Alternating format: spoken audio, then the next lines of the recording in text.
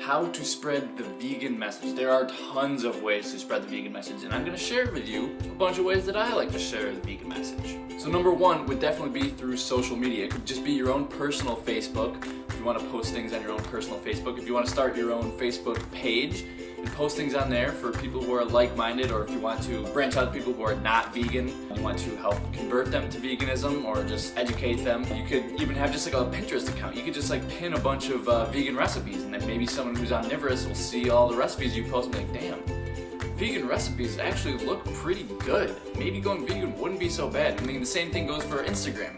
You could just post a bunch of food porn videos. You could obviously have a YouTube channel like I'm doing right now. There's tons of vegans out there who have YouTube channels. Twitter is another great way to do it. There's tons of social media. Just go out there and make your own social media account of some kind. Another one that would fit into like social media, I guess, would be ebooks. I don't know where you would qualify those, so just, write an ebook or something. Like, if you want to make it informative, do that. If you want to write about your personal story, because let's be real, I mean, facts tell and stories sell.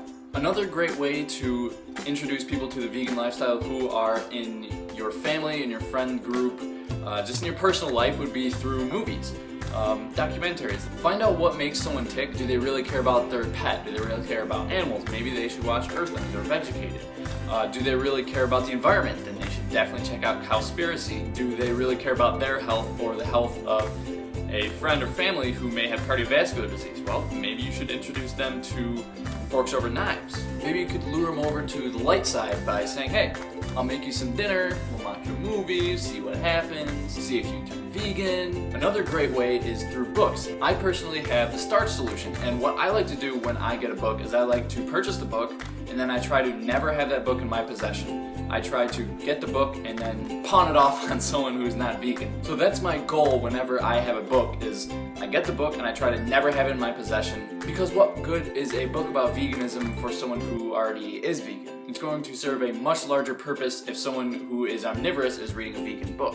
The next tip I have is through food. Be generous with your food. Whenever I go on campus, if I'm bringing lunch, I normally like to bring more than enough. So normally, like, if I plan on eating maybe 8 bananas or something when I'm on campus, I may bring 13. And then if one of my friends are there, like, hey, I got like this extra hand of bananas, you want them? And then you're bonding over food, and then they're just like, huh, I guess you can actually make a meal out of bananas. And it's like this whole mental shift that a lot of people have to make, and you can help them make it. Or if you live with roommates, like I personally live with roommates, and whenever I make something vegan, my omnivorous roommate is always like, can I have some? Yep, you take as much as you want. My last tip would be through clothing, because if people see you wearing a vegan shirt, it could start a conversation. If you pass somebody in a race while you're wearing a vegan shirt, it could make them start thinking, maybe I should change my diet? Now, all of these tips are not for everyone. If you're pretty camera shy, maybe you shouldn't do YouTube. Maybe you could just be sticking behind the scenes, sort of with like something like Pinterest, maybe write an ebook.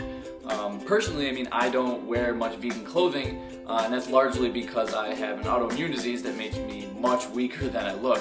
So if I go into the weight room and I'm squatting 125 pounds, and that's like really hard for me, and I'm wearing a vegan shirt, and there's a guy next to me squatting 225 pounds, I'm gonna look like a bitch, and people are just gonna be like, oh, well, it's probably because he's vegan, when they don't realize that actually I was in a wheelchair for a while, and I had to relearn how to walk, so I'm much weaker because of that before I went vegan. And actually I lost about 35 pounds of muscle while I was still eating meat, and I've gained about 30 pounds of that muscle back while I've been vegan. But I still do have a little bit of a neurological deficit, so that definitely plays a role in my strength. I'm definitely much better now because veganism has helped me out so much. But those are all of my tips I have for you. Go out and spread the vegan message with the world.